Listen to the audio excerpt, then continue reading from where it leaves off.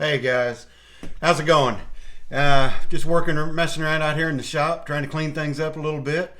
And I thought I'd do a little video today. I'm kind of the guy that I always like to try to make stuff. I'm always tinkering around, always trying to work with my hands.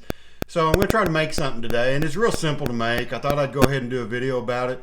But the real key is not necessarily what it is I'm making, but just for you to get out in the shop. If you don't have a shop, get in your garage, your den, wherever, and tinker around a little bit. Have some fun. There's more to this sport than just driving cars. Figure out what you need, figure out how to make it, and worst you can do is have to go buy it anyway. So have a little fun. So today, I've got an old battery charger here that I use. It's an old Thunder Power.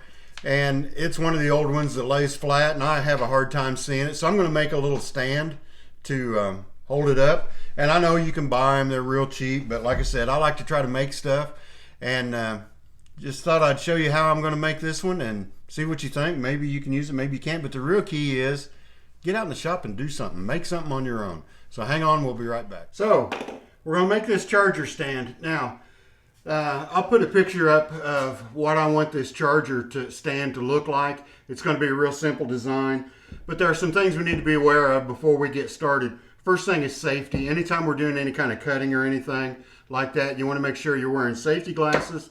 Since we are using sheet metal for this one, I'm going to have a good pair of gloves on because the edges of the sheet metal can get kind of sharp. Some of the tools that you'll need something to measure with. So I've got like a metal scale here. I've also got a tape measure that I can use.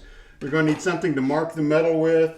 You can use a magic marker, possibly an ink pen. I've got a little sharp pointed scribe here that I'm going to be using.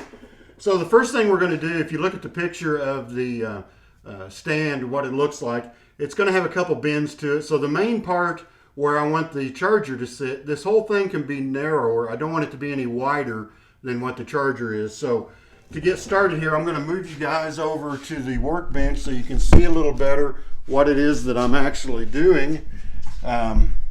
So you can see here, I'm going to use this side of the sheet metal. It's got a pretty good square to it. So I'm going to start with this side. Now, whenever I go to cut this, there are several different ways you can cut it. You could cut it with a hacksaw. You could use a Dremel tool with a cutter. I've got an actual sheet metal shear that I'm going to use, and then we're going to bend it up. But just make sure you wear your safety glasses and some good goggles. So for the bottom part of this, the part that I want to flip up to hold the charger in, since this charger is only a little over an inch thick, I'm only going to want that end to be an inch long because I don't want it to stick up past that charger. I just want it to stick up there good enough to hold it.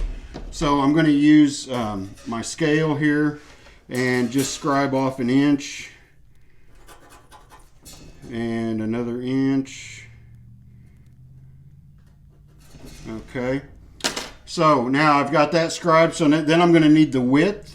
So I don't want it to stick out past the charger, so I'm going to put the charger, have it overhang the edge a little bit, and then I'm going to just make another mark here. Again, this particular project doesn't have to be real precise because it's all going to be hidden, as you'll see when we get done, behind the charger. You just want your bends, your folds to be square so that it stands up nice and sturdy. So I'm going to mark that.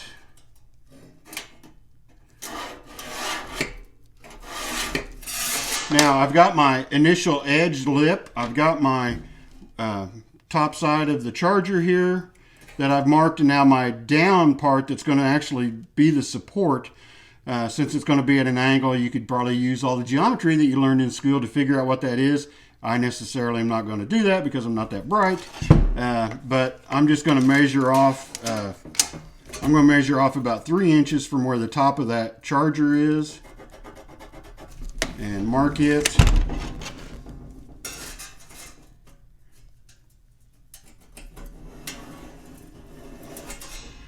Now I have my initial layout here for my charger. Again, this particular project doesn't have to be real precise, and that's a good thing. Good thing. So now that I've got that laid out, I'm going to go ahead and cut it.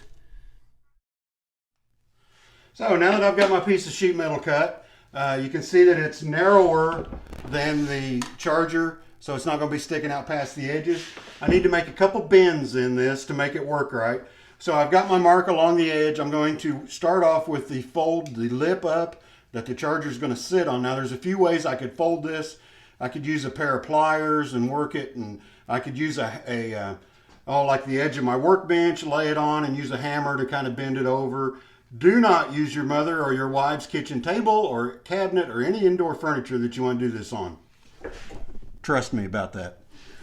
You can use a curb, outside, sidewalk edge, anything like that hard that'll support this. I'm going to use a vise. If you have a vise, that's a pretty good way to do it. So I'm just going to line up with the top edge of my vise, clamp it down, and bend it over. Now I want this bend to be a 90-degree so that the charger will actually be able to sit on it. So you can see there I've got a nice bend on the edge. I'm going to take my charger and show you it sits right on the edge. It doesn't stick up past the end of my charger. Now I also am going to put a mark, just a little line up here at the top of my charger where I'm going to make this next bend, because I want this next bend is going to go the opposite way, and that's going to be the support where the charger sits on. So I'm going to just line that up in my vise just like I did the other one.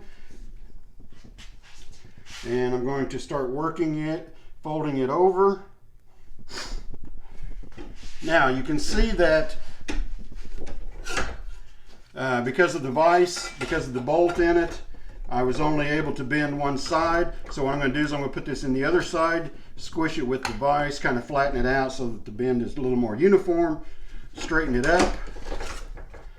And there, I've got my next bend. Now, I'm going to need this to bend down a little farther so that it supports it. So to get it the rest of the way, since I've started it, I can pretty much use my hands. So now, if you can see that, I've got that back part done. So now I can take my charger.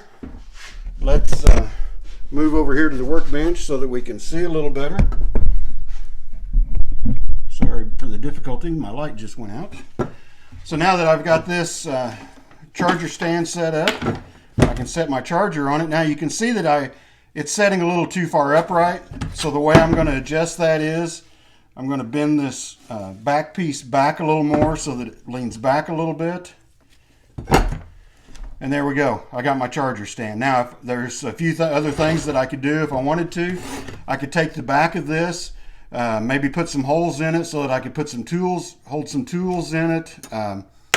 If I wanted to make a tool stand, I could also use this same kind of process and make me a shock stand, a tool rack, just a million things like that you could make.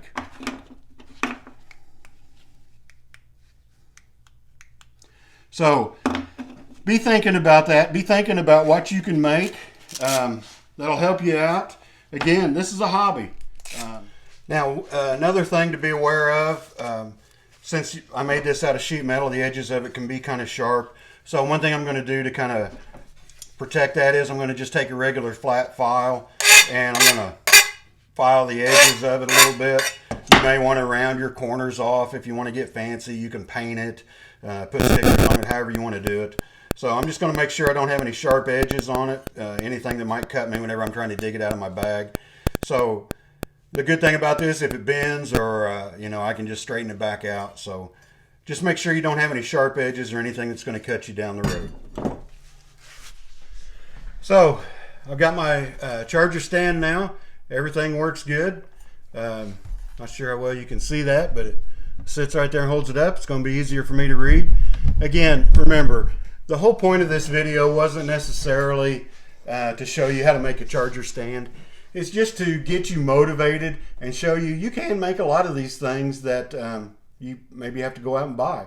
And to me, that's a lot of the fun. I enjoy working with my hands. I used to be a mechanic years ago in a garage. I still tinker around on stuff here in my shop, and that's part of what I like about the hobby is working on the cars as much as driving the cars. So get out in the shop. Next time you're at the track and you have an issue, you have something that you think, wow, I really need to go buy this. I need, if this would work a different way, it would be better for me. If I had a stand, if I had something, whatever it is, and then think to yourself, how can I make this? What's the easiest, quickest way? Now, there are other things that you could use to make this. I know a lot of people 3D print them. If you have a 3D printer, that's great too. You could probably make this out of Lexan. You can buy this sheet metal at a lot of like Lowe's, Menards, Orscheln's, if you have one of those near you, a lot of places like that.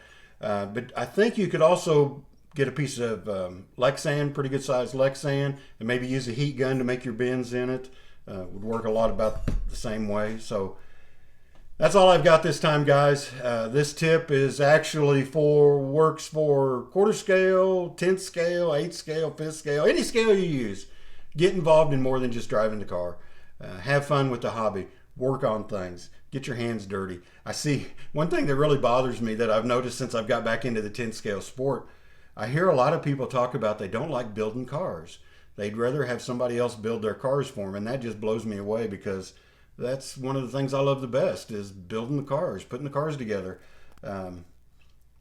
I don't know, that's the best way to learn how every piece on that car works is whenever you assemble it and put it together. Anyway, I'll get off my soapbox now. I've got a lot of stuff to clean up here in the shop. Going to get busy working on some shocks here on my race car. And I got to get my quarter scale done because quarter scale season's right around the corner. So until next time, remember, if you like this video, go down and hit the like, comment. Please subscribe to my channel. I don't make a dime off of these videos. I haven't got my YouTube account set up to where I'm trying to make money or anything. I just enjoy doing these and hope it's kind of helping everybody. So like, comment, subscribe. If you have any ideas for any other videos that you'd like to see me do, by all means, let me know. I would really appreciate it. And be sure to support your local hobby shop. I can't stress that enough. Hobby shops support you with the tracks that you run at. So support your hobby shop with the items, the products that you buy. So until then, thanks a lot. Stay on the track.